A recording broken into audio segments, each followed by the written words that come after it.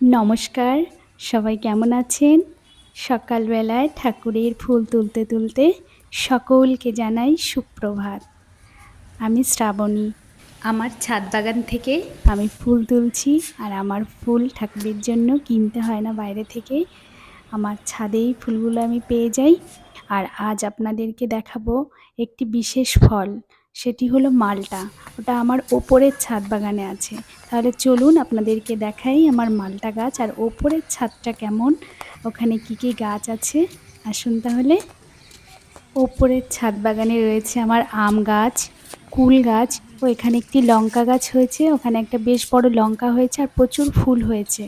আর এখানে কিছু জবা ফুল, আর এই যে দেখুন মালটা গাছ, এখানে বেশ কিছু মালটা হয়েছে। এগুলো তোলার সময় হয়ে এসছে, মাসখানেকের মধ্যে এগুলোকে তুলতে হবে। বেশ বড় বড় হয়েছে আর প্রচুর রস হয় এই মালটাগুলোর মধ্যে, আর খেতেও খুব মিষ্টি।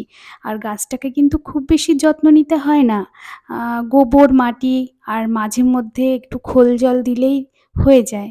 আমি আমার বাগানের যে ফলের গাছগুলো আছে সেগুলোতে প্রতিদিনের রান্নার যে সবজির খোসাগুলো হয় সেগুলোকে এক জায়গায় সংগ্রহ করে পচতে দিই, আর তার যে রসটা বের হয় সেটা আমি প্রতি গাছের গোড়ায় সপ্তাহে একদিন করে দিই। এই কারণে ফলগুলো পড়ে কম এবং গাছের খুব সুন্দর চেহারা থাকে, গাছগুলোর স্বাস্থ্য থাকে ভালো। এছাড়া আমার লেবু গাছে যেমন সারা বছর লেবু হতে থাকে, এইভাবেই আমরা বাগানের পরিচর্যা করি এবং সবজির খোসা দিয়ে খুব ভালো ফল পেয়েছি।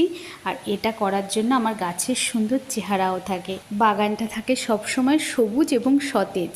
এর থেকে গাছের আর ভালো খাবার কিছুই হতে পারে না। তাহলে বন্ধুরা, আজ এই পর্যন্তই।